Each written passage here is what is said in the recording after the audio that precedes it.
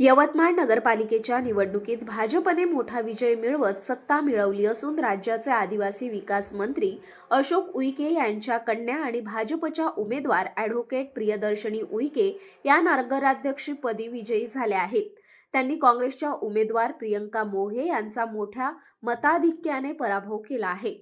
सकाळी 10 वाजता मतमोजणीला सुरुवात झाली। पहिल्या फेरीपासून ते अंतिम 29व्या फेरीपर्यंत प्रियदर्शनी उईके आघाडीवर होत्या। अखेर 29व्या फेरीत निवडणूक निर्णय अधिकाऱ्यांनी त्यांच्या विजयाची अधिकृत घोषणा केली। निवडणुकीत भाजपच्या ॲडव्होकेट प्रियदर्शनी उईके यांना 57,713 मते, काँग्रेसच्या प्रियंका मोघे यांना 44,994 मते मिळाली असून या निवडणुकीत 12,719 मतांनी प्रियदर्शनी उईके विजयी झाल्या। यवतमाळ पालिकेतील नगरसेवक संख्यांचा विचार करता भाजप 28, काँग्रेस 15, शिंदे सेना 7, वंचित 3, प्रहार 2 जागांवर विजयी झाले आहेत। या आकडेवारीनुसार यवतमाळ पालिकेत भाजप मोठा भाऊ ठरला। या निवडणुकीत पालकमंत्री संजय राठोड, आदिवासी विकास मंत्री अशोक उईके, भाजप नेते मदन येरावार, खासदार संजय देशमुख आणि माजी मंत्री शिवाजीराव मोघे यांची प्रतिष्ठा पणाला लागली होती। मात्र भाजपच्या प्रियदर्शनी उईके यांनी काँग्रेसच्या प्रियंका मोघे यांचा निर्णायक पराभव केला। यवतमाळ पालिकेवर भाजपची सत्ता आल्याने शहरात भाजप कार्यकर्त्यांनी जल्लोष साजरा केला। विशेष म्हणजे मुख्यमंत्री देवेंद्र फडणवीस यांनी स्वतः प्रियदर्शनी उईके यांच्या प्रचारासाठी सभा घेतली होती। याचा या विजयात मोठा प्रभाव दिसून आला।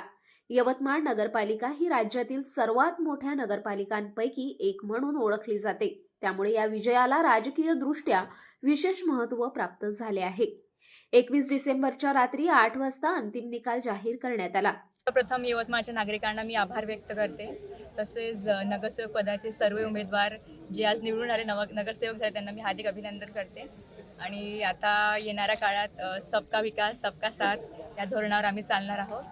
आणि भारतीय जनता पार्टीचे आमचे वरिष्ठ नेते माननीय देवेंद्रजी आणि सोबतच मदन भाऊ येरावार, माझे बाबा अशोकजी उईके, प्रफुल्लजी चव्हाण, रेखाताई कोठेकर, सर्व वरिष्ठ कनिष्ठ सर्व कार्यकर्ते भारतीय जनता पार्टीचे त्यांनी रात्रंदिवस काम केलं आमच्यासाठी आणि त्याबद्दल मी त्यांचे आभार व्यक्त करते।